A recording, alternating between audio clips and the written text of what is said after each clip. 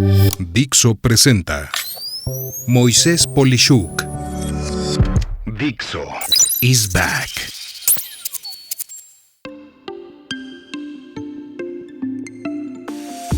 Proceso de ventas, episodio 4. La negociación. La negociación sucede típicamente antes del proceso de cierre dentro del proceso de ventas. Podríamos decir que sucede en los últimos momentos del proceso de persecución, que fue objeto del episodio anterior de esta serie y que te sugiero mucho escuchar antes de seguir escuchando este episodio. Hay una errónea concepción de que al escuchar que se desea negociar es algo así como una especie de sinónimo de solicitud de descuentos en el precio. Esto es, cuando te dicen vamos a negociar, casi inminentemente significa algo así como ¿a cuánto me lo dejas? Que yo siento en forma directa como algo vulgar o de poca seriedad.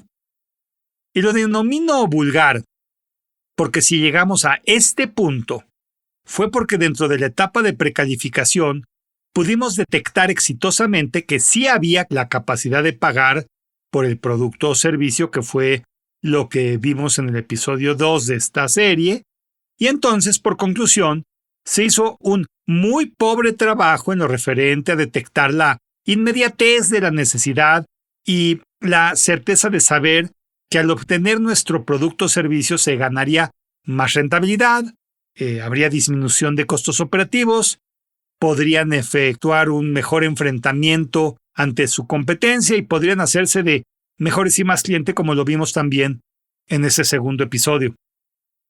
En pocas palabras, si no se puede entender el valor de lo que se está ofreciendo en este momento por el prospecto, no se pudo demostrar cómo el precio pagado, cuando menos, aporta su precio en beneficios que pueden superar lo que se paga. Y, por consecuencia, entonces tenemos que entender que el proceso de negociación es esa gran oportunidad de demostrar cómo lo ofrecido aporta por lo menos lo mismo en valor a lo pagado e idealmente muchísimo más. Por otro lado, otra mala forma de entender a la negociación es como una serie de mecanismos para, entre comillas, salirte con la tuya. Esto es totalmente equivocado. Negociar no es sinónimo de hacer lo que tú desees. Seguramente has escuchado muchas veces que hay 4 posibilidades en este sentido, que son: 1. Cuando ganas tú y pierde el otro, que es equivocado y no permitiría nuevos negocios y oportunidades. 2. Cuando pierdes tú y gana el otro, que te perjudica y de eso no se trata todo esto tampoco. 3. Cuando pierdes tú y pierde el otro a manera de que te esfuerzas en hacer que tu prospecto fracase, lo cual es perder dinero y esfuerzo en algo ridículo. Y 4, finalmente, la única posición lógica, que es que ambas partes ganen. Esto es, que tú y el prospecto ganen. Para poder estar en el ganar-ganar de ambos, es necesario tener un amplio nivel de preparación, pues dependerá totalmente de tu parte. Y esta parte debe de entenderse en negociación como que para poder recibir, primero se tiene que saber dar. Así es. Si tú empiezas ofreciendo más de lo esperado, estás haciendo más fuerte la posición para entender qué es lo que puedes ceder para que ambos estén en una posición atractiva y así, entonces, se cierra la oportunidad. Entonces la pregunta se reduce a qué es lo que puede ceder y qué es lo que no se puede ceder. Y para ello, tu labor es comprender los objetivos de más a menos importancia de tu prospecto y los objetivos de más a menos importancia que tú mismo persigues. Tú vas a ceder en los objetivos de menos importancia para ti y vas a asegurar que los objetivos de mayor importancia se mantengan. Y tú vas a inferir los objetivos de tu prospecto y cuáles son los que más relevancia tienen. Ningún objetivo puede ser realmente sólido sin una extensa investigación muy previa que realmente permite indicar la relevancia que tiene dicho objetivo. En este sentido, ten en cuenta los siguientes 5 puntos. 1. La información incorrecta es peor que no contar con información alguna. 2. Los resúmenes y anuarios de las empresas pueden ser un muy importante lugar de información estratégica. 3. Tu enfoque debe de considerar qué tipo de información tiene tu prospecto antes de iniciar la negociación. Y aquí quiero ser muy enfático. Tienes que inferir que sabe muchas más cosas de las que tú crees. 4. Demasiados datos pueden hacer confuso un tema. Solo ten lo que realmente es importante. Y 5.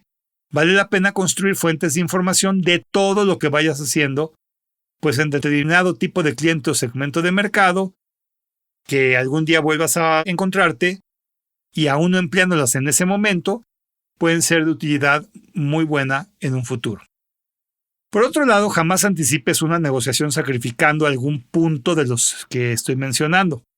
Asimismo, construye conjeturas lógicas sobre lo que se va a tratar, buscando tener ejemplos que ayuden a la contraparte, esto es, al prospecto, a entrar en un proceso deductivo o bien incluso inductivo.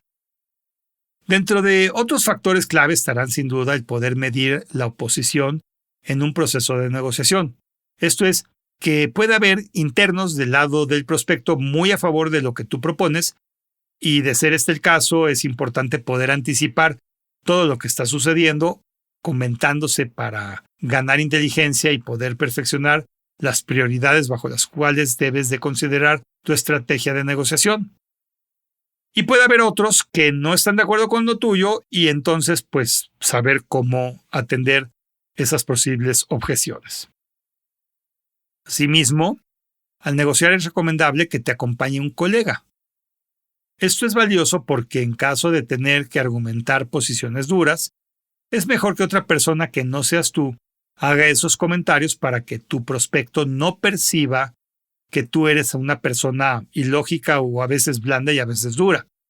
Recuerda que, pasado este proceso, debes de seguir interactuando con el prospecto y siempre debe de verte de forma positiva, por lo que apoyarte en una persona que no volverán a ver es valioso para cuestionar puntos que tu prospecto haga o comente en favor tuyo y que él sea, entre comillas, el malo y tú seas el bueno.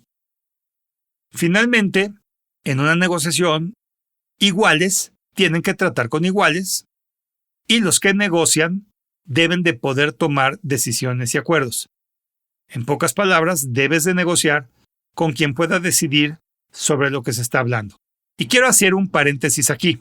Si ves, yo estoy hablando de negociar, negocio, y no negocio. Es un verbo que tienes que tener cuidado de cómo se pronuncia porque eventualmente la mayoría de la gente lo pronuncia de forma equivocada. Finalmente, pues, y para no salirse del tema y poder entender sus prioridades, no hay nada mejor que mandar una agenda antes de negociar. Pues gracias a este simple documento que se comparte con el prospecto con mucha anticipación, se habla de los temas a tratar y la duración de cada tema.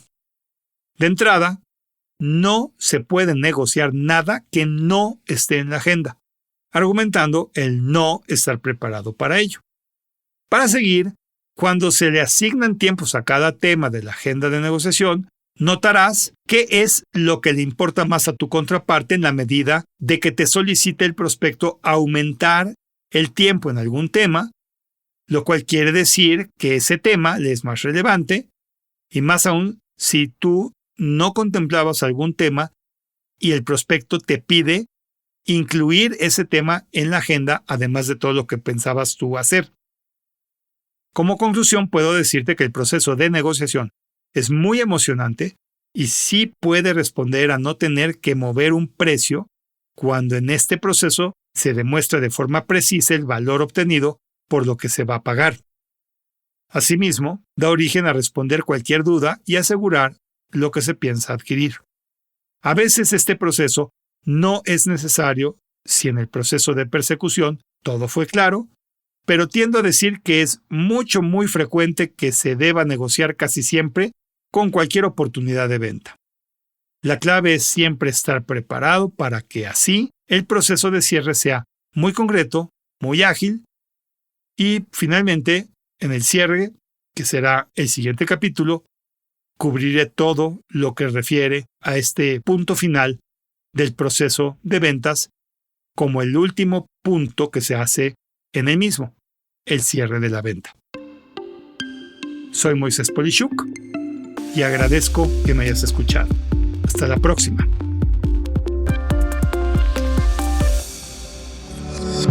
Dixo is back.